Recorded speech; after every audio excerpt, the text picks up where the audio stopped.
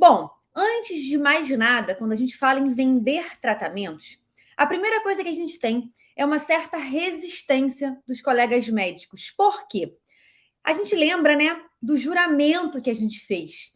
E a gente leva a medicina muitas vezes como um sacerdócio, né, como algo que deve ser feito única e exclusivamente por amor. Mas não tem nada de errado a gente falar em vender serviços, em vender tratamentos. Isso se aplica, é claro, na maioria das vezes, para especialidades e subespecialidades que têm procedimentos eletivos envolvidos, né? A dermatologia é uma especialidade que muitas vezes envolve desejo, envolve o paciente querer fazer algo, não é imperativo, né? Não é uma necessidade absoluta para a saúde, para o bem-estar dele. É uma coisa complementar. Então, aí a gente fica ainda mais à vontade, né, em falar sobre venda de tratamentos. Então, o primeiro mito, né, a primeira resistência que eu queria que você que está aí do outro lado vencesse é esse medo de falar sobre vendas. Eu acredito que foi tempo, né, lá no passado longínquo, que a gente podia, né, fazer a medicina só por amor e encarar isso realmente como um sacerdócio. Mas as coisas mudaram muito e a gente precisa, né, no mundo que a gente vive hoje, ganhar o nosso dinheiro de forma ética, de forma honesta, sem picaretagem, cobrando valores justos pelos nossos serviços e sabendo sim vender o nosso peixe. Se você é aquela pessoa, aquele profissional que tem medo, né, de falar de venda, não se sente à vontade, você pode estar perdendo muitas oportunidades profissionais. O mercado está aí, né, todo aquecido, a concorrência está cada vez, né, mais ampla, inclusive, saindo até da nossa profissão. A gente concorre muitas vezes com outros profissionais não médicos. Então, a gente tem sim que pensar nessas habilidades extra-técnicas. Hoje em dia, o colega que está limitado, né, às questões técnicas da medicina, ele é muito bom, né? Ele está oferecendo algo de qualidade para o seu paciente, mas ele está limitado. Hoje, ser tecnicamente bom não é suficiente. A gente vai falar ao longo dessa aula de hoje sobre aspectos, né, de que você precisa desenvolver para você vender mais tratamentos de uma forma natural, de uma forma leve, sem ser aquele vendedor insistente que fica fazendo empurroterapia. Essa não é a nossa proposta, esse não é o nosso objetivo. A ideia é, gente, vocês vão ver, despertar muito mais o desejo, a necessidade do nosso paciente do que propriamente ficar insistindo para que ele faça alguma coisa, tá? Então, quero deixar bem claro que mesmo a gente tendo feito um juramento de Hipócrates, que a gente ame a nossa profissão, que a gente faça com todo o amor do mundo, a gente precisa sim ganhar um valor justo pelo nosso trabalho, a gente tem uma responsabilidade social com o nosso trabalho. Se você é dono de uma clínica, de um consultório, e você tem funcionários, você tem uma responsabilidade sobre aquilo. Você tem pessoas que dependem do trabalho que você oferece para sustentarem as suas famílias. E você só vai conseguir honrar esses salários, melhorar as condições de trabalho desse funcionário no momento que o seu negócio, que o seu consultório está mais próspero, está mais lucrativo.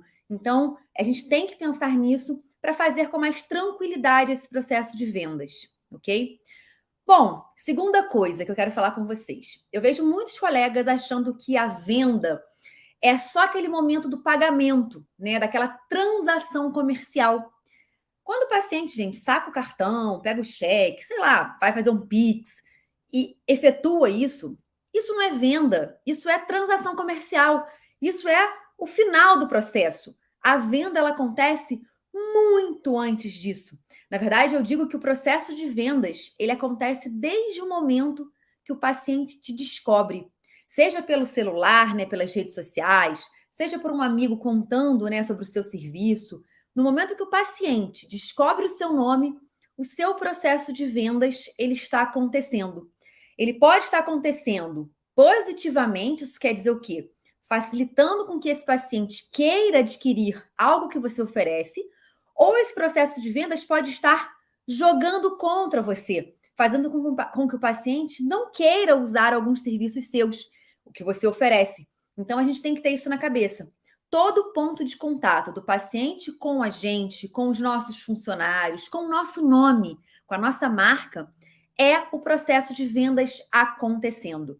Então, esqueçam, né, aquele momento final de pagar cartão, passar cartão, isso é só o finalzinho do processo, né? Isso é só uma transação comercial.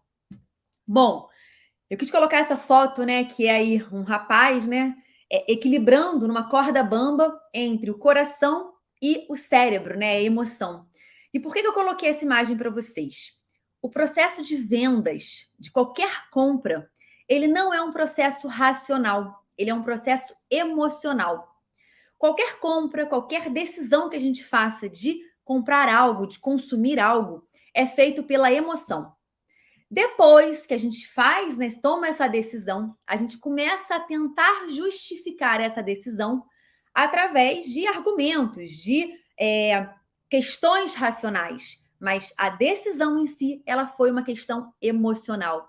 Por isso que a gente fala muito, né, de desenvolver uma marca, criar uma marca ao redor do nosso nome. Por quê?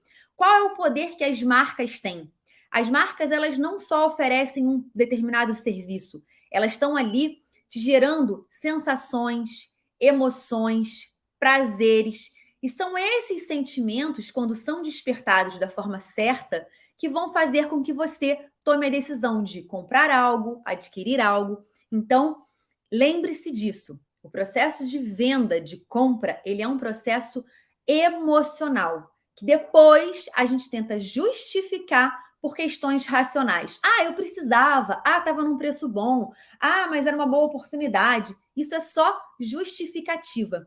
A decisão propriamente dita, ela foi tomada por uma questão emocional, tá? Bom, essa pirâmide, ela é muito interessante e esse vai ser, assim, o foco que eu quero que vocês deem nessa aula, que é a pirâmide dos níveis de consciência do nosso cliente, do nosso consumidor. Isso vale para qualquer serviço, tá? Você vai observar que na base da pirâmide a gente tem, né, clientes totalmente inconscientes. Depois a gente tem os clientes que eles têm consciência do problema. Em seguida, aqueles que têm consciência da solução. Depois, aqueles que têm consciência do produto. E por último, né, no topo da pirâmide, aqueles que têm total consciência. E por que que isso é importantíssimo? Porque a gente tem que dar atenção absoluta para esses níveis de consciência. Quando você está diante de um paciente no seu consultório, né, que procura os seus serviços, você vai ter mais facilidade de vender para esse paciente quão mais próximo ele tiver do topo dessa pirâmide. Isso quer dizer o quê? Quanto mais consciência ele tiver daquilo, né, que você está oferecendo para ele, mais facilmente esse processo de vendas ele vai acontecer. Então, sabe aquela frase que diz: ah, venda para o seu paciente sem que pareça que você está vendendo? Isso nada mais é do que vender para o paciente que tem total consciência. Porque o paciente totalmente consciente, ele só vai precisar saber no final das contas se ele pode pagar por aquilo. Aí realmente entra aquela questão da transação comercial. Porque ele já está convencido que você é o médico que ele escolheu, que você oferece o serviço que ele precisa ou que ele deseja. Então, o nosso objetivo é levar qualquer paciente das camadas mais inferiores dessa pirâmide para o topo dessa pirâmide. E como que a gente consegue fazer isso, gente? Através da informação. Hoje, com as redes sociais, a gente tem a oportunidade de trazer consciência dos problemas, das doenças, dos tratamentos para a nossa audiência. Então, você, através do seu conteúdo diário, de um trabalho que muitas vezes, né, é maçante, você não vê resultado logo de cara, até fica desestimulado, né? Caramba, eu dou conteúdo e o negócio não acontece.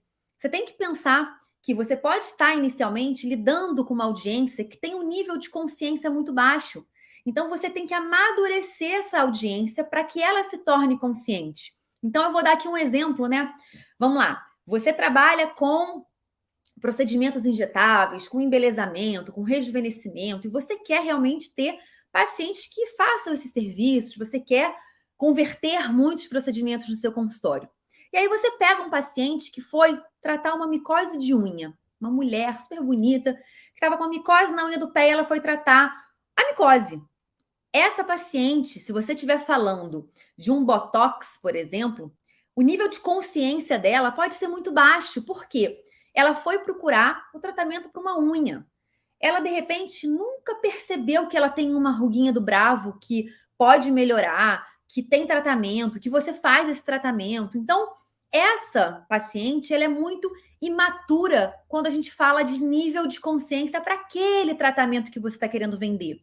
Se você tentar vender para essa paciente, o processo ele vai ser muito forçado, ele pode ser muito artificial e muito cansativo para você e para a paciente, porque você vai ter que convencer ela em pouco tempo, em uma consulta, de que ela tem um problema, que você pode tratar esse problema, que o resultado fica natural. E caramba, é muito convencimento que você precisa fazer em um único momento, que é aquele momento de consulta, que ela nem foi te procurar por isso.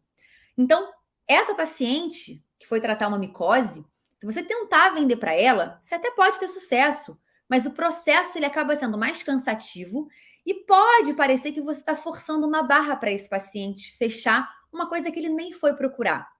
É diferente de um paciente que de repente vai tratar uma micose de unha, mas ela sabe que ela tem um problema, ela tem essa consciência do problema. Ela já se olhou no espelho algumas vezes e já falou: caramba, essa ruguinha aqui tá me atrapalhando, porque, poxa, eu não sou emburrada, eu não sou franzina, mas eu olho para as pessoas logo, né, acham que eu tô com uma cara amarrada. Então, essa pessoa, se você tentar abordar a aplicação de uma toxina, vai ser mais fácil do que para aquela paciente que não tinha nem noção que tinha uma ruguinha que, né, aquilo podia ser um problema. Então, quanto maior o nível de consciência do paciente, mais fácil vender para ele. Quem tem nível de consciência da solução? É a paciente que se incomoda com a ruguinha e ela sabe que aquilo tem tratamento. Ela, opa, eu já ouvi em algumas médicas falando na internet que tem alguma coisa que aplica aqui que, poxa, melhora isso. Então já é uma paciente que já está mais madura. Aquela que tem consciência do produto, pô, ela já sabe que ela tem uma ruguinha, que a prevenção, né, daquela ruguinha para ficar definitiva é feita com botox. Então ela já tem consciência do problema, da solução, do produto ou do tratamento envolvido. Então ela é muito mais madura. Vender para essa paciente é muito mais fácil. E no topo da pirâmide, né, gente, quem está completamente consciente é aquela paciente que sabe que tem uma ruga, isso é um problema para ela. Ela sabe que aquela ruguinha tem solução, ela sabe qual que é o tratamento daquela ruguinha e ela já sabe que você profissional, pode resolver o problema dela. Então, nesse caso, além dela saber que tem um problema, que esse problema tem solução, qual que é a solução para esse problema, né? Qual é o tratamento, ela já sabe que você é o médico da escolha dela para resolver esse problema. Vender para essa paciente é muito mais fácil, gente, porque ela já chegou com aquilo vendido para ela. Lembra que a gente falou do poder da emoção para tomada de decisão? Se ela já te escolheu, ela já usou alguns critérios baseados naquilo que você mostra nas suas redes sociais, aquilo que você realmente consegue passar da sua imagem, como critérios positivos que levaram ela a te escolher no meio de outros médicos. Então, nesse caso, a pessoa, né, que está indo até você procurar um serviço, ela vai ter muito mais facilidade, naturalidade de fechar um tratamento. Não pareceu em momento nenhum que você forçou a barra, que você ficou insistindo demais. E não é esse o nosso intuito, como a gente falou anteriormente, né? Então, o nosso grande objetivo nesse processo de vender, sem parecer que está vendendo, sem ser alguém insistente e chato mesmo, é a gente respeitar o nível de consciência dos nossos pacientes e trabalhar diariamente nas redes sociais para a gente avançar um paciente de um nível sem consciência para um nível cada vez mais consciente do problema, da solução, do tratamento e que você é o médico ideal para resolver o problema que ele apresenta, tá? Esse outro esquema aqui mostra os 5 A's do paciente. E a gente também tem que ter o objetivo de fazer o nosso paciente caminhar por esses A's. Quais são eles, né?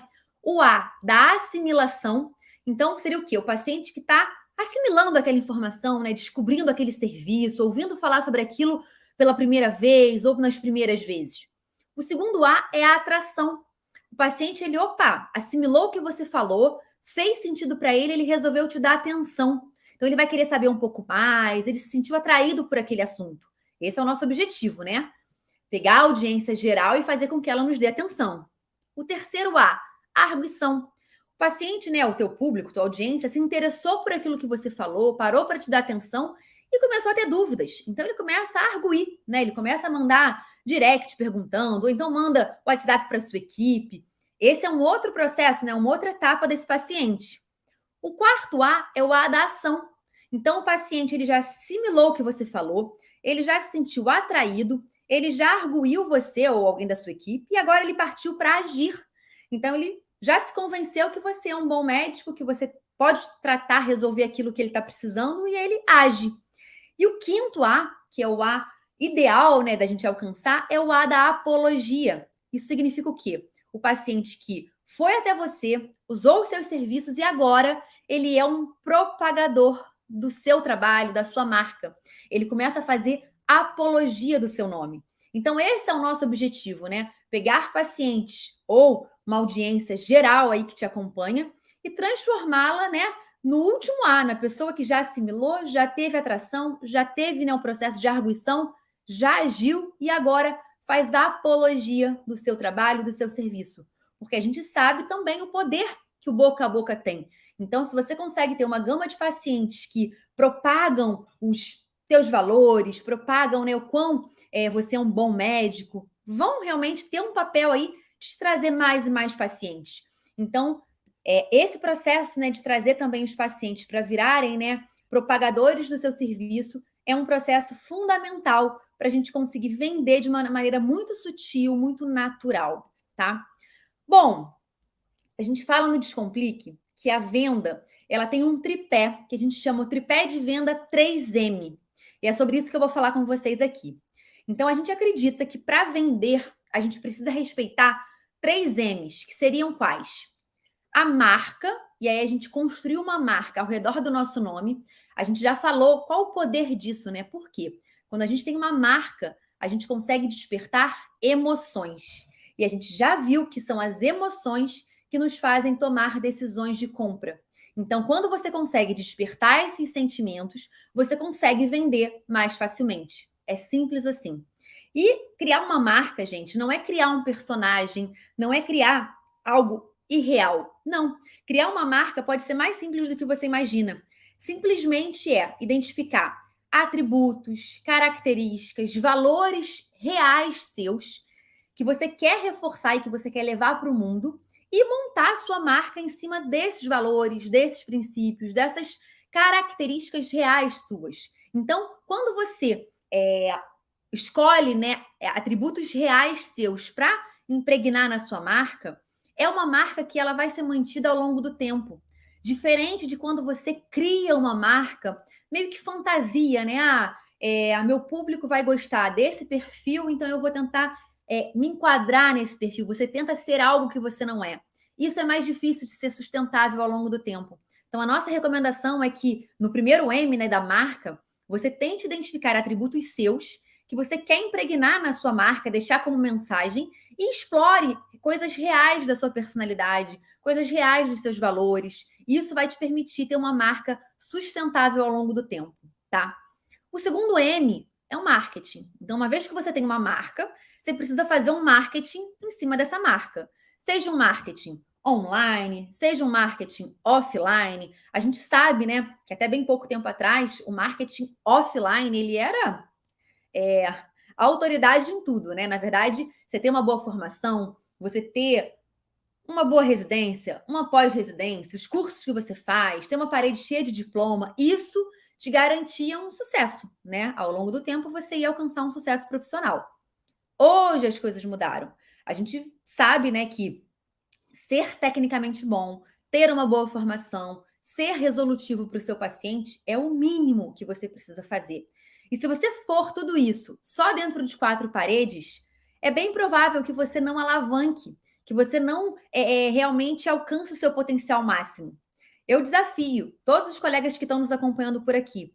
Eu tenho certeza que você conhece alguém do período que você se formou, que fez faculdade ou residência com você, que lá na ocasião ninguém dava nada por essa pessoa. Vocês falavam assim, caramba, como que o fulano, né? A gente tinha esses colegas de turma.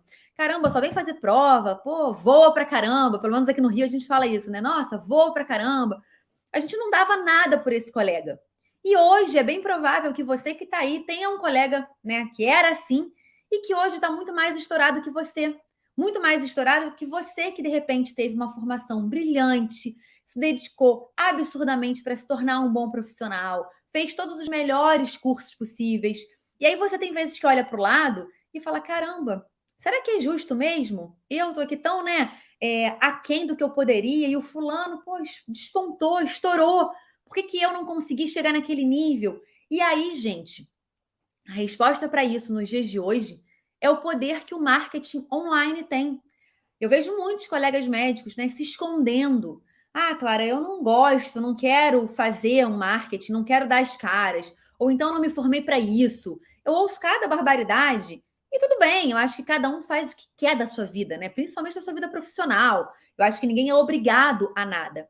O que a gente não pode é não querer fazer o que hoje é imperativo de ser feito e depois reclamar que a gente não tem os resultados que a gente poderia ou que a gente gostaria de ter.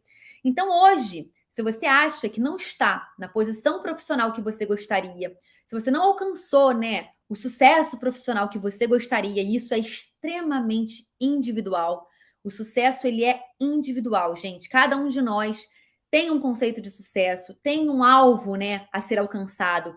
E se você hoje não alcançou o seu nível de sucesso, pare para se autoanalisar. Será que você tem feito o que é necessário nos dias de hoje para chegar a mais pacientes, para alcançar uma massa de pessoas maior? De repente, não, porque tem vergonha, tem timidez, tem medo de ser julgado. O marketing online envolve muitos desses sentimentos, né? Medo de vulgarizar a medicina. Pô, não me formei para isso, não quero fazer dancinha, não me sinto à vontade. Ou então, caramba, o que meu colega vai dizer? Que meu preceptor que me ajudou, né, a me formar vai falar de mim se me ver falando conteúdo, levando minha mensagem, e a gente vai se deixando paralisar. E vai sacrificando um, né, dos pés fundamentais do tripé de venda, que é o marketing. Então, eu sugiro, né, que você se autoavalie. Como que está isso para você hoje, né? Tanto a sua construção de marca, quanto levar essa marca construída para o mundo online, para o mundo offline, ok? Sem preconceitos, a gente tem realmente que levar nossa mensagem. Eu estimulo, né, os colegas médicos a colocarem a sua voz no mundo, porque eu acredito que o vácuo não existe. Quando a gente fala em internet, quando a gente fala, né, em rede social, o espaço vazio ele não existe. Ele facilmente vai ser ocupado por outra pessoa, por outro profissional. Então, eu acredito que nós, que temos uma boa formação técnica, um bom, né, parâmetro ético, a gente tem boa intenção. Eu acredito que a gente tem um trabalho social a fazer na internet. Eu acredito que levar conhecimento, informação de qualidade, é quase que uma obrigação nossa. Por quê? No momento que você, que é bom, né, tecnicamente, bom realmente de coração, faz as coisas com boa intenção, se cala, você está deixando espaço para pessoas que, de repente, não têm tanta formação, boa formação quanto a sua, não tem tanta boa vontade, tanto caráter quanto você, terem espaço para falarem as suas verdades. Quantos absurdos, gente, nós ouvimos na internet por pessoas que não têm gabarito técnico para falar o que estão falando, não sabem do que estão falando e cospem verdades. E o paciente, o público em geral que não tem acesso à informação, leva aquilo como verdade. Então, eu acredito que nós temos um trabalho social, realmente, de educar e levar informação de qualidade para as pessoas. Eu acredito que quando a gente pensa, né, com essa responsabilidade, a gente tira um pouco o peso, né, do medo, do julgamento, da vergonha, porque a gente entende que existe um porquê muito maior do que virar famoso. Ninguém está aqui para isso. Eu, pelo menos, não estou. Eu quero levar minha mensagem, chegar a mais médicos, fazer realmente a minha missão chegar a mais pessoas. E você, como médico, tem que ter esse foco em levar a sua mensagem para educar os seus pacientes, para oferecer melhores qualidades de vida, de saúde para o teu paciente. E se você se cala, pessoas que não têm tanta boa intenção quanto você vão ter voz. E aí a gente vê o que a gente vê hoje em dia, uma internet dominada por pessoas que não são especialistas naquilo que fazem, que não têm tanto gabarito para aquilo, mas que falam como se aquilo fosse uma absoluta verdade, e os pacientes, por não terem critério, acreditam. Então pense nisso quando você tiver aí vergonha, não quiser aparecer. E o terceiro, gente, M, e não menos importante aí do tripé de vendas, é moeda. O que significa a moeda, né? É, de fato, a transação comercial que a gente falou lá no início dessa aula. O paciente ele pode identificar o seu nome, os seus serviços como uma marca de qualidade que ele quer utilizar, que ele deseja. Você conseguiu despertar isso nele. Você conseguiu levar essa mensagem para muitos colegas através de um marketing bem feito, um marketing ético. E agora, o teu paciente ele precisa saber se ele pode pagar. Aí entra o M da moeda. De nada vai adiantar ele querer muito o seu serviço, você ter chegado em todo lugar aí da sua cidade através de um bom marketing, se as pessoas não podem pagar por aquilo que você oferece. Então, a gente tem sempre que pensar, sim, no M da moeda, da transação comercial que vai acontecer. E aí, eu quero instigar vocês que estão participando dessa aula sobre formas de pagamento no consultório. E aí eu coloquei essa pirâmide aqui, né? Adoro uma pirâmide, vocês estão vendo, para mostrar que dependendo, né, da forma de pagamento que você aceita no seu consultório, você vai conseguir ter mais ou menos pacientes fechando determinado tratamento. Por quê? Se você hoje só aceita dinheiro, débito ou Pix, é uma parcela muito mínima dos pacientes que vão poder fechar um tratamento com você. Afinal de contas, nem todo mundo tem dinheiro ali para pagar à vista, né? Se você já aceita um pagamento no crédito, né, em 30 dias, uma parcela maior de pacientes vai poder fazer um tratamento com você. E assim, gente, sucessivamente. Se você oferece um parcelamento de 3 vezes, mais pacientes vão poder fechar um tratamento. 6 vezes, mais ainda. 12, então, nem se fala. Qual que é a nossa recomendação do Descomplique? Nós recomendamos que vocês aceitem no consultório de vocês parcelamento até em 12 vezes. Faz muito sentido para a gente que trabalha com a parte estética, com a parte realmente de procedimentos, pensar em 12. Por quê? A gente consegue fazer planejamento anual de tratamentos. Então, você cria um planejamento anual e o paciente pode pagar em 12 vezes e fazer, né, ir realizando esse tratamento ao longo do ano, por exemplo. Aí, nesse momento, a gente recebe 2 dúvidas dos colegas. Clara, o Botox, por exemplo. Poxa, meu paciente tem que vir fazer de 5 em 5, 6 em 6 meses. Eu vou parcelar só em 3, 6 vezes então, né? Não. Permita que o paciente parcele em 12. Pode ser que esse seu paciente ele não tenha condição de fazer Botox 2 vezes por ano, que ele só possa fazer uma vez por ano. Claro que você vai informar ele que ele não vai ter o resultado ideal, que o melhor seria de 6 em 6 meses, mas na realidade dele, ele só pode fazer uma vez por ano. Você vai querer perder esse paciente, se negar a fazer? Ah, Clara, mas ele vai poder fazer de 6 em 6 meses. Ele tem condição, mas ele quer pagar em 12. Isso não vai dar um nó na fatura dele? Ele, poxa, não vai nem ter terminado de pagar o Botox, vai ter que vir fazer outro? Você, colega médico, tem muita coisa para se preocupar do que se preocupar com a fatura de cartão do teu paciente. Se você parcela em 12 vezes, ele parcela, né? Em 6 meses ele tem que voltar e fazer de novo esse tratamento e ele voltar para fazer, essa organização de fatura é um problema dele. Se vocês pensarem assim, farmácia não poderia parcelar. Por quê? Caramba, todo mês o paciente tem que ir lá comprar remédio, então não pode parcelar. Isso é uma questão do paciente, da organização dele. Então, não interfira nisso e explore o máximo que você puder essa questão de fechamento de tratamento, gente. Essa, né, foi uma dúvida, a questão de parcelar serviços que durem menos. E a segunda dúvida é em relação a juros que vão acontecendo quando você aumenta o parcelamento. Se você opta hoje por parcelar em 12 vezes os serviços que você oferece, você vai precisar, na hora da precificação dos serviços que você oferece, embutir essas taxas no teu preço. Então, para você, a ideia é que não faça a menor diferença financeiramente se o paciente vai te pagar em dinheiro ou em crédito em 12 vezes. A gente tem que criar o preço dos nossos serviços de uma forma que para a gente vai sobrar a mesma coisa, seja o paciente parcelando em 12, seja o paciente pagando à vista. Quando você consegue criar isso, né, no seu preço, você se livra da preocupação do paciente pagar em mais vezes e você ter o seu lucro diminuído. Realmente, para você não faz diferença. E aí sim você consegue ser neutro nesse processo. Você só quer oferecer a melhor forma para aquele paciente, para que ele possa fechar aquele tratamento. Então, se hoje você no seu consultório parcela em menos vezes, te recomendo a checar as taxas das maquininhas que você tem, realmente fazer esse ajuste para mais vezes, porque eu tenho certeza que com essa única ação você consegue aumentar a conversão que você tem hoje. Então, se hoje 30% dos seus pacientes podem fazer os tratamentos que você oferece, eu posso te garantir que se você oferece um parcelamento maior, você vai ter um N maior de pacientes que podem fazer o tratamento com você. E se você embutiu as taxas de forma correta, para você não vai fazer diferença se foram em 12 vezes, em 6 vezes ou no Pix, por exemplo.